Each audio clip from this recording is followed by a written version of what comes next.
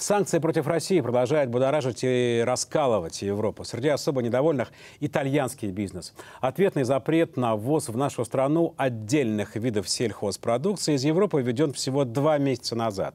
Но этого хватило, чтобы начали протестовать целые области. Например, вторая по объему сельхозпроизводства в Италии – Венето. Губернатор области Лука Дзайя уже заявил, что намерен опротестовать европейские санкции против России. Репортаж Аси Емельяновой.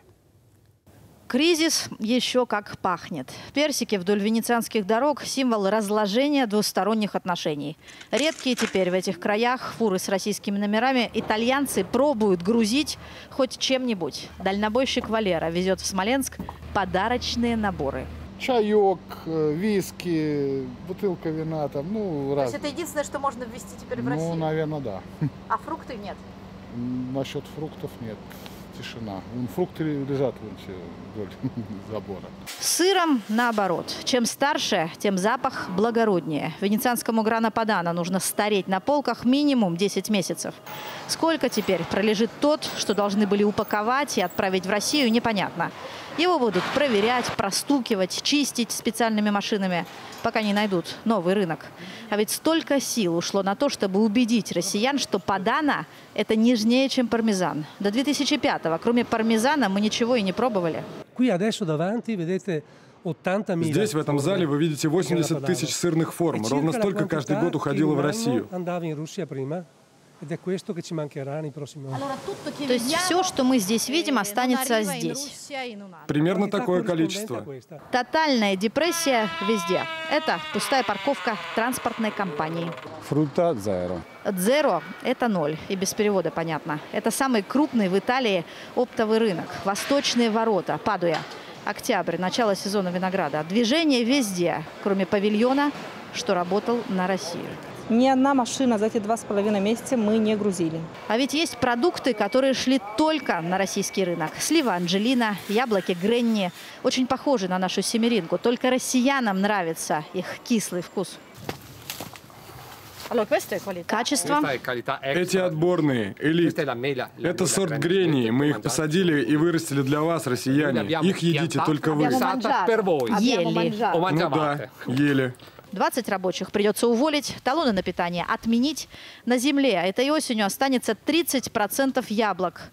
Нет смысла даже нагибаться. Таких хозяйств, как это, на 60% ориентированных на экспорт в Россию, в Венето сотни. Итальянская ассоциация сельхозпроизводителей предупреждала правительство: аккуратнее с санкциями. Москва может и ответить. Убытки даже невозможно точно посчитать. Ведь прямые поставки – это капля. Большая часть итальянского попадала в Россию через Германию. Персики, 3000 тонн яблоки, 5000 груши, 3. Куда вы все это добро денете? Хороший вопрос. По идее, мы занимаемся переработкой, и это тоже деньги. Но не будешь же ты сок делать из элитных яблок. Это смешно. Посоветовавшись с бизнесом, губернатор региона Лука Дзайя решается написать в Москву. Венето в обход Рима выходит из режима санкций в обмен на отмену эмбарго. Такие политические заявления обычно стоят дорого. У Дзайя весной выборы. Но, судя по рейтингам, ему грозят лишь дополнительные проценты.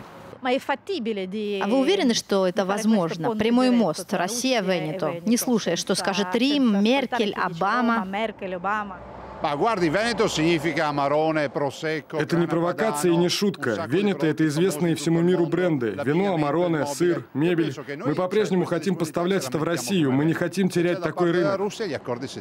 Венето всегда был особенным регионом. 150 лет он в составе Италии, но какой была республика Серениссима, светлейшая, сиятельнейшая.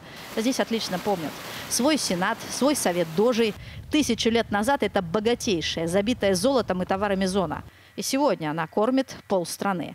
Налоги текут в столицу рекой. Обратно возвращаются копейки. Спустя годы борьбы главная в местном парламенте партия Лега Норд приняла закон о референдуме. Рим его точно никогда не одобрит, потому что результаты всем заранее известны. Вы знаете точно, что хочет население Венето? Уверены на 99%. Все хотят большей автономии. Римские законы, и я говорю не только о налогах, нам не подходят. У нас своя тысячелетняя история, у нас очень сильная самоидентичность. Свой язык, наконец. Рим называет его диалектом, а мы языком. Мы дома говорим на своем языке, не на итальянском. Неделю предприниматели Венето говорят только об этом. Что бы такого сделать, чтобы Москва услышала? Пока резолюция, подписанная губернатором, идет по официальным каналам, через канал «Россию» транслируют устные обращения. Послушайте, уважаемый Владимир Путин, мы, жители Венето, устали от политики. Мы хотим работать, но сделайте исключение. Мы, конечно, не понимаем, можно ли так, открыть границу только для нас, но мы очень хотим сотрудничать. Пока заморожена граница, заморожено все. Те же яблоки Гренни при температуре 10 градусов могут продержаться несколько месяцев.